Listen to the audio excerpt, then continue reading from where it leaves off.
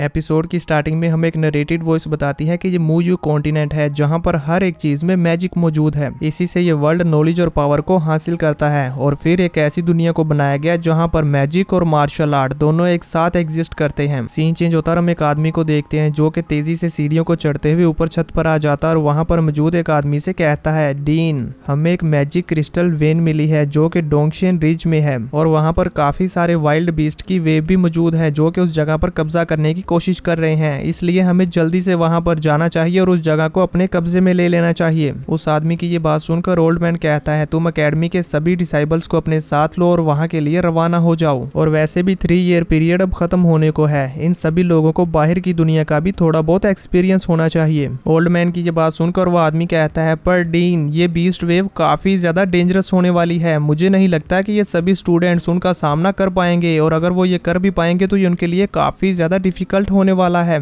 ये बात सुनकर डीन कुछ टाइम के लिए सोचते हैं और फिर कहते हैं, हमारा किंग लू कॉलेज पिछले 20 सालों से नीचे जाता जा रहा है, लेकिन अभी मैं देख पा रहा हूँ कि हमारे ये डिसाइबल्स काफी ज्यादा होनहार और मेहनत करने वाले हैं। इसलिए मुझे लगता है कि अब हमारा टाइम आ गया है कि हम दोबारा से ऊपर उठें और मुझे अपने इन डिसाइबल्स पर पूरा यकीन है कि ये हमारी इस अकेडमी की शानो शौकत को दोबारा से हासिल करने में हेल्प कर सकते हैं, क्योंकि इन सभी डिसाइबल्स में से कुछ डिसाइबल्स ऐसे हैं जो कि वाकई में ही जीनियस हैं। डीन की ये बात सुनकर वो आदमी कहता है, लेकिन लिली के अलावा मुझे नहीं लगता कि बाकी सभी डिसाइबल्स भी इतने काबिल हैं। मुझे डर है कि इनका ये एक्सपीरियंस काफी खराब होने वाला है। तभी डीन उसे टोकते हुए कहते हैं, ठीक है तुम्हें यकीन नहीं हो रहा, लेकिन ये सभी डिसाइबल्स अब तुम्हें सरप्राइज करने वाले हैं। इसी के साथ व्यू चेंज होता और हम देखते हैं कि एकेडमी के सभी डिसाइबल्स अपने अपने बीस्ट के ऊपर बैठकर उस मैजिक क्रिस्टल वेन की तरफ जा रहे होते हैं। अब उन सभी डिसाइबल्स में से एक सीनियर डिसाइबल जो कि उन सभी को लीड करते हुए ले जा रही थी, वो वहां पर रुककर उन सभी को बताती है कि वो बिल्कुल हमारे सामने हमारे टीचर वहां पर उन खतरनाक मॉन्स्टर्स के साथ फाइट कर रहे हैं और वो वहां पर उन खतरनाक मॉन्स्टर से घिरे हुए हैं जिनमें कुछ लेवल 4 के बीस्ट भी मौजूद हैं। अगर हम उन्हें देखें तो उस लिहाज से तुम लोग अभी भी वीक हो,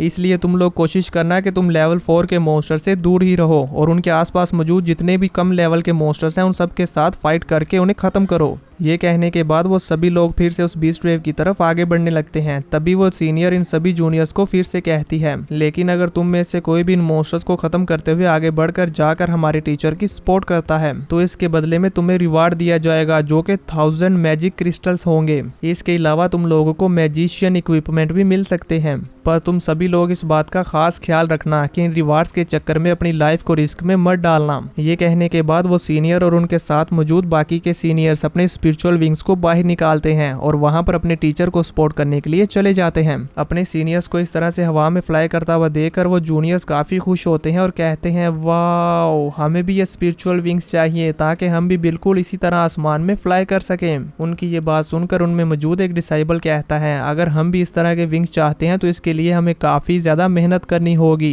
एक न एक दिन वो दिन भी जरूर आएगा जब हमारे पास भी बिल्कुल ऐसे ही विंग्स होंगे। सीन चेंज होता और हम एक बहुत ही ज्यादा खतरनाक फायर ड्रैगन को देखते हैं जो कि इस बीस्ट वेव को लीड कर रहा होता है। वो ड्रैगन फ्लाई करता हुआ सीधा यहाँ पर एकेडमी के टीचर्स के पास आ जाता है और वहां पर आकर एक जबरदस्त लैंडिंग करता है और फिर एक जोरदार रोर लगाता है। अब यहाँ पर हमें मालूम होता है कि ना सिर्फ ये ड्रैगन काफी ज्यादा खतरनाक है बल्कि ये ड्रैगन यहाँ पर हम इंसानों की तरह बोल भी सकता है। वो वहां पर बोलते हुए अपनी बीस्ट वेव से कहता है, इन सभी इंसानों को मार डालो, ये मैजिक वेन हमारी है और हम इसे इन इंसानों को नहीं हासिल करने देंगे। ड्रैगन की ये बात सुनकर वहां पर मौजूद बीस्ट गुस्से में एकेडमी के इन टीचर्स की तरफ देखने लगते हैं तो वो टीचर्स इनसे कहते हैं, ऐसा करने के बारे में सोचना भी मत। तभी अचानक से हम देखते हैं कि ड्रैगन के ऊपर कोई लाइटनिंग से अटैक करता है और हम देखते हैं कि ये और कोई नहीं बल्कि एकेडमी के डीन होते हैं। वो वहां पर फायर ड्रैगन के ऊपर अटैक करते हुए कहते हैं कि हमने इस मैजिक क्रिस्टल वेन को ढूंढा है और ये हमारी है। डीन की ये बात सुनकर ड्रैगन कहता है, तुम इंसान अपनी मौत का इंतजार कर रहे हो। ये कहते हुए वो अपना एक काफी ज्यादा खतरनाक अटैक क्रिएट करता है और फिर उसे डीन के ऊपर छोड़ देता है। वो अटैक डीन की तरफ आ रहा होता है। तभी डीन अपनी पावर्स को रिलीज करते हुए कहते हैं कि तुम ड्रैगन इसके लिए क्वालिफाइड नहीं हो। और फिर अब डीन और ड्रैगन के दरमियान जबरदस्त फाइट होने लगती है। फाइट करते करते डीन उस ड्रैगन से कहते हैं कि तुम ड्रैगन अगर तुम अभी वापस नहीं गए तो फिर मुझे बाद में क्रूल होने के लिए ब्लेम मत करना।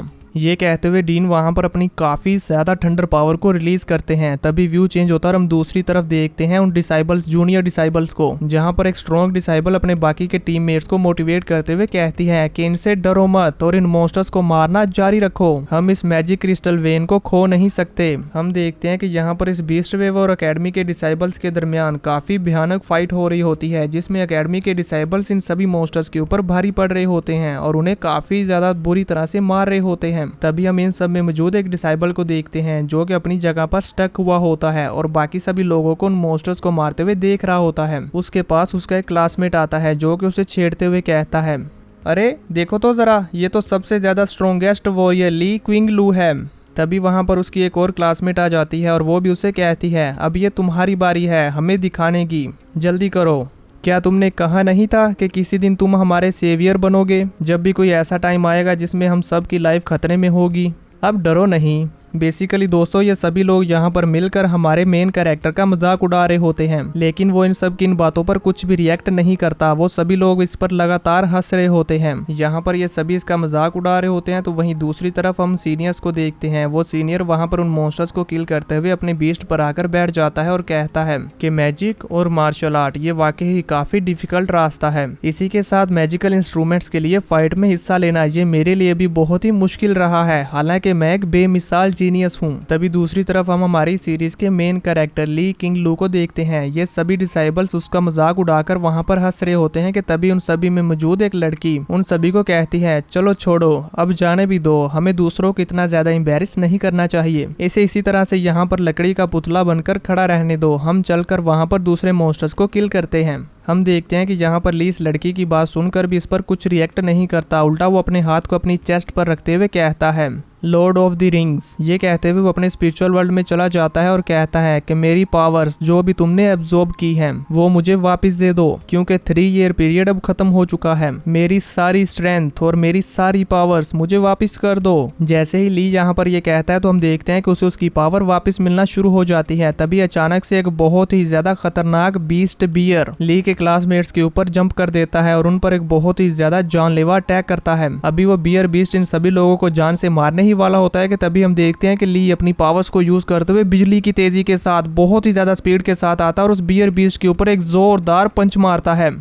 ली का ये पंच इतना ज्यादा खतरनाक होता है कि वो बीस्ट हवा में फ्लाई करता हुआ पीछे जाकर बहुत ही बुरी तरह से नीचे गिरता है। ली को इतना ज्यादा खतरनाक पंच मारते हुए देखकर उसके सभी क्लासमेट्स शॉक हो जाते हैं कि ये क्या।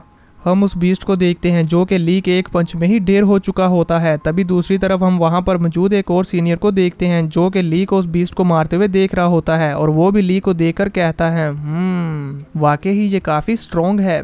वहीं ली अपने मन में सोच रहा होता है, 3 इयर्स फाइनली ये टाइम खत्म होने को है। ये कहते हुए ली तेजी के साथ उन बीस्ट वेव की तरफ भागता हुआ जा रहा होता है तो उसकी एक क्लासमेट उसे आवाज देते हुए कहती है, ली रुक जाओ, इतना ज्यादा इंपल्सिव होने की जरूरत नहीं है, वापिस आ जाओ। ली का चेला भी वहां पर मौजूद होता है जो कहता है, बॉस आप ये क्या कर रहे हो, इतनी जल्दी ना करो। तो वहीं दूसरी तरफ उसका एक क्लासमेट बोल रहा होता है, ये लड़का ये तो बहुत लापरवाह है। वो सभी बीस्ट ली को अकेले अपनी तरफ बढ़ते हुए देखकर उसके साथ ग्रुप में अटैक करने के लिए आगे बढ़ते हैं, जो देखकर उसकी एक सीनियर कहती है, तुम सभी लोग अभी भी यहाँ पर रुककर क्या कर रहे हो, जल्दी करो और जाओ उसकी हेल्प करो। इसी के साथ हम देखते हैं कि एकेडमी के सभी डिसाइबल्स फिर से उस बीस्ट वेव पर अटैक करने के लिए आगे बढ़ जाते हैं और इस बीस्ट वेव और इन डिसाइबल्स के दरमियान फिर से एक जबरदस्त फाइट स्टार्ट हो जाती है।